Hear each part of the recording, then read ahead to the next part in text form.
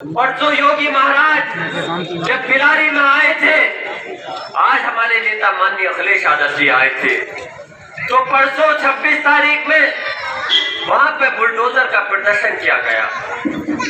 वो डर और खौफ दिखाना चाहते थे हमारे दिलों के अंदर। उत्तर प्रदेश में लोकसभा चुनाव को लेकर चुनावी सरगर्मियां तेज हैं।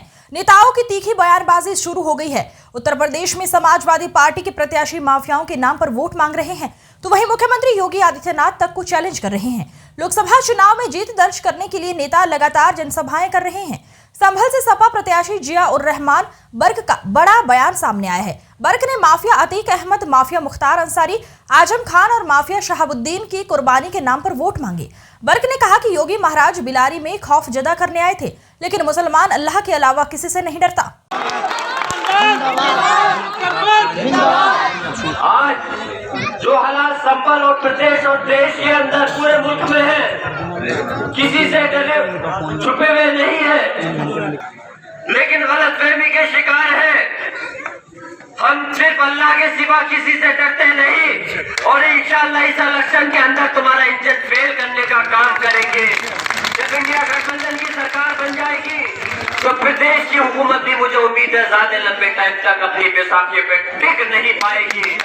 आज हम सबको ऐतिहासिक फैसला लेना है कि एक वोट सिर्फ अपने वोट को नहीं देना, बल्कि हमें ये सीख भी लेनी होगी।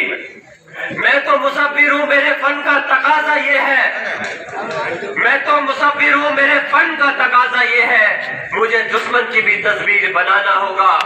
मेरे बुजुर्गों, जिस तरह से भारतीय जनता पार्टी आरएसएस के लोग एक मिशन के तहत अपने वोटों को बढ़वाने का भी काम करते हैं, और बढ़वाने के साथ साथ आपके वोटों को घटवाने का भी काम करते हैं, यकीनन उस कड़ी में तो हम लोग पीछे रहे। बीजेपी ने अपने वोट बनवाए और हमारी तादाद वोटों की ज्यादा नहीं बन पाई, लेकिन इसके बावजूद भी गणित हमारा बहुत ऊपर है उनसे। लेकिन हमें उनको उस गणित में फेल, जो उन्होंने वोट बनवाए हैं उसमें उन्हें बीजेपी को फेल करने के लिए हमें अपने तादाद को बढ़ाना पड़ेगा, परसेंटेज को बढ़ाना पड़ेगा। याद रखना, ऐसा नहीं हो कि गर्मी अगर ज्यादा हो रही है मौसम की वजह से, तो आराम कर करके कि कुछ वोट 10 में से ये सोचे कि 7 वोट पड़ गए तो 3 से क्या हो रहा है। एक एक वोट की कीमत होती है जब काउंटिंग हो रही होती है। तब जो काउंटिंग में एजेंट होते हैं उनसे पूछिए दिल की धड़कनें कैसे अप डाउन होती रहती है। जो ईवीएम मशीन होती है, ईवीएम मशीन नहीं, ऐसा लगता है जैसे ईसीजी मशीन है जो बीप के साथ चलती रहती है। इसलिए मेरी दरखास्त है, एक एक वोट और वोटों की परसेंटेज बढ़ाते हुए अपने इतिहास को बनाना है। और यकीनन आज जब दादा मोहतब का टिकट था, सिर्फ संभल ही नहीं, सब जगह यही ख्वाहिश थी, जो हालात प्रदेश और देश में थे, कि भट्ट साहब फिर से एक बार चुनाव जीत करके पार्लियामेंट में पहुंचे और हमारी क़यादत करें। लेकिन अल्लाह को कुछ और मंजूर था। अल्लाह के हुक्म के आगे हम सब मजबूर हैं।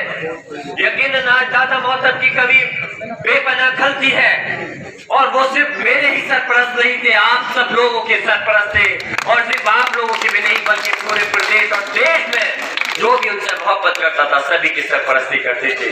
हमारा एक भरम थे, हमें ये चीज रहती थी कि अगर खुदा नखास से कोई परेशानी होगी, कोई गलती हो जाएगी, कोई अत्याचार होगा, तो हमारे कायद दादा मोहतब भट्ट साहब हमारे सरपरस्त उसको संभाल लेंगे। यकीनन आज उनकी जगह मैं क्या कोई नहीं ले सकता, लेकिन मैं ये यकीन जरूर दिलाना चाहता हूँ, जैसे हमारे बड़े भाई आशुफ मलिक साहब कह रहे थे कि जियाउर रहमान बर्क भी भट्ट साहब की तरह वैसे ही आवाज उठाने का काम करेगा जैसे कि दादा मोहतब भट्ट साहब ने उठाई है। और मैंने अपने एक कदम से साबित भी करके दिखाया है। मेरा विधानसभा का पहला टर्म था, पहली बार विधानसभा के अंदर पहुंचा। यकीनन पहली बार पहुंचने के बाद वहां पे बोलना बहुत मुश्किल होता है, लेकिन अल्लाह का करम है, दादाजी का तजुर्बा मेरे पास था।